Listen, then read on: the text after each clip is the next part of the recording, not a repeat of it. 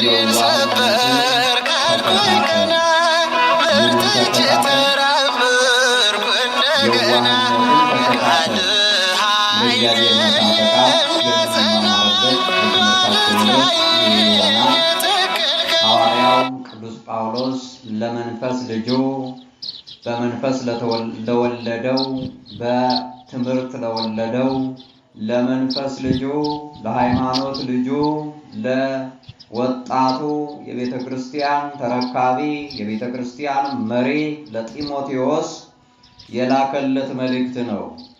አንደኛ ጢሞቴዎስ ምዕራፍ 6 ቁጥር 11 ጀምሮ ምን ይለዋል? ለጢሞቴዎስ ቅዱስ ጳውሎስ አንተ ግን ይላል መጀመሪያ መጥፎ የሆነ መንገድ የተጓዙ ሰዎችን ሲመክረው ሲተርክለት ሲነግረው ከቆየ በኋላ አንተ እነርሱን አትምሰል፣ አንተ ግን አለ የእግዚአብሔር ሰው ሆይ ከነዚህ ሽሽ፣ ኃጢአት ከሆኑት እግዚአብሔር ከሚጠላው በጎ ካልሆነው ጥላቻ ክፋት ከሆነው ቅናት ምቀኝነት ከሆነው ሁሉ አንተ ከነዚህ ሽሽ። ጽድቅንና እግዚአብሔርን መምሰል እምነትንም ፍቅርንም መጽናትንም የዋህነትንም ተከታተል ይለዋል። አንተ መከታተል ያለብህ ጽድቅን ነው ይላል። ምን ነው መከታተል ያለብህ? ጽድቅን ነው። ጽድቅ እውነት ነው። እውነትን ነው መከታተል ያለብህ። እውነትን ነው ማድረግ ያለብህ። እውነትን ነው መኖር ያለብህ። ለእውነት ነው መኖር ያለብህ ይላል። አንተ ጽድቅን ተከታተል። አንተ እግዚአብሔርን መምሰልን ተከታተል ይላል። አንተ ማንን መምሰልን ተከታተል? ማንን መምሰል?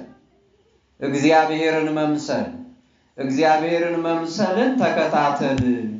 እግዚአብሔርን መምሰልን መከታተል ማለት ምንድነው ካልን ፍቅርን፣ ምሕረትን፣ ቸርነትን፣ ይቅርታን፣ በጎነትን መኖር ነው። እግዚአብሔርን መምሰልን መከታተል እርሱ እኔን ምሰሉ ነው ያለን አይደለ? ማንን ምሰሉ ነው የተባልነው? ራሳችሁን ነው? ዓለምን ነው? መንፈሳዊ ያልሆነን ስጋዊ የሆነን ሰው ነው ምሰሉ የተባልነው? አይደለም። እኛ ምሰሉ የተባልነው እግዚአብሔርን ነው። እኔን ምሰሉ ብሎ ነው አምላካችን ያስተማረን። እርሱን የመሰሉ ቅዱሳንም እኔን ምሰሉ ብለውናል። ቅዱስ ጳውሎስ በአንደኛ ቆሮንቶስ ምዕራፍ 11 ምን ይላል? እኔ ክርስቶስን እንደምመስል እናንተ ደግሞ እኔን ምሰሉ ይላል። እኔ ማንን እንደምመስል? ክርስቶስን እንደምመስል። ስለዚህ እናንተ ማንን ምሰሉ? እኔን ምሰሉ። ልንመስለው የሚገባ ሰው ካለ ክርስቶስን የሚመስለውን ሰው ነው። ክርስቶስን የማይመስልን ሰው መምሰል ይገባናል እንዴ? አይገባንም። እኛ ግን ክርስቶስን የማይመስሉ ሰዎችን መምሰል አንጥርም፣ ጥረት አናደርግም። ወጣቶች ማንን የሚመስልን ሰው ነው ለመምሰል የሚለፉት? ማንን የሚመስለውን ሰው ነው ለመሆን እየጣሩ ያሉት? ክርስቶስን የሚመስሉ ናቸው። እነኛ በዓለም ላይ ዝነኛ የሚባሉት የአበባ ምንጣፍ የሚነጠፍላቸው ስማቸው አስሬ የሚነሳው ሰዎች ክርስቶስን የመሰሉ ሰዎች ናቸው እንዴ? እኛ ምሰሉ ያልተባልነውን መምሰል ጥረት እናደርጋለን። መምሰል የሚገባንን ግን አንመስልም። ቅዱስ ጳውሎስ ግን እግዚአብሔርን መምሰልን ተከታተል ይላል ማለት ነው። እግዚአብሔርን መምሰል ተከታተል። ይህ ብቻ አይደለም። እምነትን፣ ፍቅርንም መጽናትንም ያዝ። እምነትን መያዝ አለብን። ፍቅርን መያዝ መቻል አለብን። ጽናትን መያዝ መቻል አለብን። ይህን ካለ በኋላ የዋህነትን ተከታተል ብሎታል። የዋህነትን ተከታተል።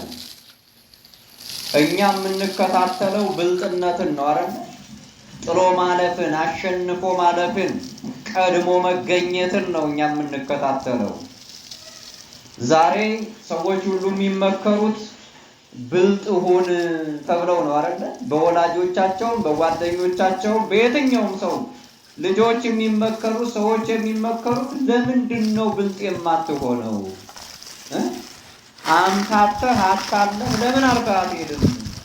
ሰዎችን ለምን አጭበርብራቸው ለምን አትሄድም እየተባሉ ነው ሰዎች የሚመከሩት ማለት ነው። ብልጥ ሁን ማታለልን ነው ምን ለማመደው ማለት ነው። ነገር ግን ተለማመዱ የተባልነው የዋህነትን ነው። የዋህነትን ተከታተል ተባልን እንጂ አስመሳይነትን አታላይነትን ተከታተሉ አልተባልንም። ያልተባልነውን መሆን ማድረግም የለብንም። የተባልነውን ግን ልንሆንና ልናደርግ ግዴታ ነው ማለት ነው። ስለዚህ በዚህ ክፍል የምናየው የዋህነት ምንድን ነው ነው። ተከታተሉ የተባልነው የዋህነት ምንድን ነው? ልንከታተለው የሚገባን ምን ስለሆነ ነው? የዋህነት ምን ስለሆነ ነው መጽሐፍ የዋህነትን ተከታተሉ የሚለን? ራሱ ጌታችንን ምን የዋህ ነኝ ከኔ ተማሩ የሚለን የዋህነት ምንድን ነው ነው። ይህንን ነው የምናነሳው። የመጀመሪያው የዋህነት ታማኝነት ነው። የዋህነት ምንድን ነው? ታማኝነት ነው። ታማኝነት የልብን ሰላም የሚጠብቅ ነገር ነው። የልባችሁ ሰላም እንዲጠበቅ ትፈልጋላችሁ? ታማኞች ሁኑ። ታማኝ ሰው ብቻ የልብ ሰላም አለ።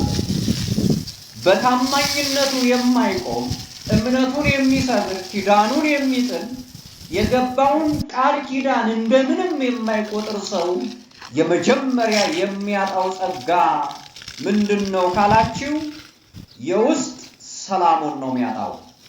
ልክ እርሱ እንደሚከዳ ሌሎችም የሚከዱ ነው የሚመስለው። ሁል ጊዜ ሰዎች የሚያታልሉት ነው የሚመስለው። ልክ እንደራሱ ነው የሚያስበው ማለት ነው። ስለዚህ የሰላም እንቅልፍ የሚባለው ነገር በእርሱ ጋር የለም። መረጋጋት የሚባለው ነገር በእርሱ ጋር የለም። ሰዎችን በመጠራጠር ነው የሚኖረው፣ በመስጋት ነው የሚኖረው።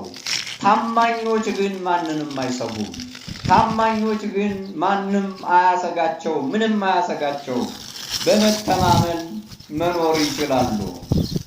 የሰውን አእምሮውን፣ ገንዘቡን፣ ጤናውን የሚጎዳው ምንድን ነው ካላችሁ አለመታመን ነው። አለመታመን ሙቶ እንደመኖር ነው። ሁልጊዜ ስጋት ነው ያለበት። ሁልጊዜ የሚሰጋ ሰው አለመታመን ውስጥ የገባ ነው። መታመን የማይችል ነው። ታማኝነትን የጣለ ሰው ነው። ስለዚህ ሁሉም ጠላቱ ነው የሚመስለው፣ ሁሉም ገዳዩ ነው የሚመስለው፣ እየሰጋ ነው የሚኖረው። የዋህነት ግን ታማኝነት ነው። ታማኞች ልንሆን ይገባናል። ከሰው ጋር የሚኖረን ግንኙነት በመተማመን ላይ መመስረት አለበት። መተማመን ከሌለው ግን መኖር በጣም ከባድ ይሆናል ማለት ነው። እግዚአብሔር ልጆች ሁሉ እንዲቀበላችሁ፣ ሁሉ እንዲወዳችሁ፣ ሁሉ የእናንተ እንዲሆን የምትፈልጉ ከሆነ ታማኝነትን፣ የዋህነትን መያዝ ያስፈልጋል ማለት ነው። የዋህን ነው ሁሉ የሚቀበለው፣ የዋህን ነው ሰው ሁሉ የሚፈልገው። በዓለም ላይ የዋሆች ተፈልገው አይገኙም። የእግዚአብሔር ልጆች በጣም ውድ ናቸው። የዋህን ማግኘት በጣም ከባድ ነው። ሁላችንም እኛ ክፉዎች ብንሆንም የዋህነትን ግን በጣም እንፈልገዋለን። የዋሆችን በጣም እንወዳለን። ቢኖሩን ከኛ ጋር ቢሆኑ በጣም ደስ ይለናል። ማንም ሰው አብሮ መዋል የሚፈልገው ከየዋሁ ጋር ነው እንጂ ከብልጡ ጋር መዋል አይፈልግም። ከሚያታልላችሁ ሰው ጋር መዋል ትፈልጋላችሁ? በእናንተ ላይ ቁማር ከሚጫወት ሰው ጋር አብሮ መዋል የሚፈልግ ሰው አለ? የለም። የእግዚአብሔር ልጆች ብንችል ብናገኘው ኑሮ የዋሁን ሰው ነው ከኛ ጥግ ማድረግ የምንፈልገው። የዋሆች ተፈላጊ ናቸው። የዋሆች ታማኞች ስለሆኑ ስለማይከዱ፣ ሰውን ስለማያሳቅቁ በጣም ይወደዳሉ።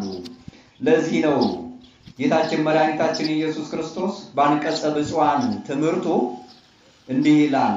ምዕራፍ 5 ማቴዎስ ምዕራፍ 5 ቁጥር 5 ላይ የዋሆች ብፁዓን ናቸው ምድርን ይወርሳሉና ይላል።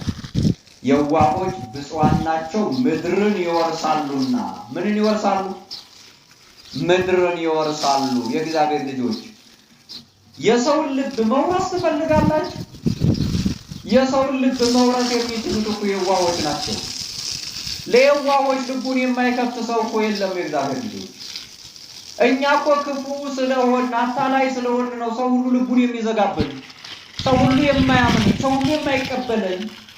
የዋሆች ግን በሁሉም ሰው ልብ ውስጥ ነው የሚገቡት። ስለዚህ ሁሉም ይፈልጋቸዋል። አሁን ሕፃናትን ክፉ የምትሉት ሰው ሕፃናትን መንገድ ላይ ሲያገኘው ስሞት ነው የሚሄደው። ለምንድን ነው ሕፃኑን የሳመው? ያ ክፉ ሰው የምንለው ሰው የሕፃኑ የዋህነት ስለሚያስገድደው ማለት ነው። ልቡ ውስጥ ስለሚገባ ያ ሕፃን ልቡ ውስጥ መግባት ይችላል። የዋሆች እንደ ሕፃናት ናቸው፣ ልባችን ውስጥ ነው የሚገቡት። ስለዚህ እግዚአብሔር ልጆች የዋህነት መታመን መቻል ነው። ሕፃናት ታማኞች ናቸው። አያታልሉ፣ አያጭበረብሩ። ያታለለኝ ይሆን የሆነ ነገር ያደርግብኝ ይሆን ብላችሁ ሕፃኑን ትፈራላችሁ እንዴ? የዋህ እንደዚህ ነው። ምን ያደርገኛል ብላችሁ አትሰጉም። የዋህ ነው። ስለዚህ የዋህነትን ምን በሉ አለን ቅዱስ ጳውሎስ? ተከታተሉ። የዋህነትን ተከታተል አለው ተማሪው ጢሞቴዎስን። የቤተ ክርስቲያን መሪውን ጢሞቴዎስን የዋህነትን ተከታተል አለው። መከታተል ያለበት የዋህነትን ስለሆነ የእግዚአብሔር ልጆች ክፋትን ብትከታተሉት ክፋትን ነው የምትወርሱት አይደል? ክፋትን የሚያጠኑ ሰዎች አሉ። ቁጭ ብለው ክፋትን የሚያጠኑ ሰዎች አሉ። ክፋትን በማጥናታቸው ግን ክፉዎች ይሆናሉ እንጂ የዋህ ሊሆኑ ይችላሉ? ይችላሉ እንዴ?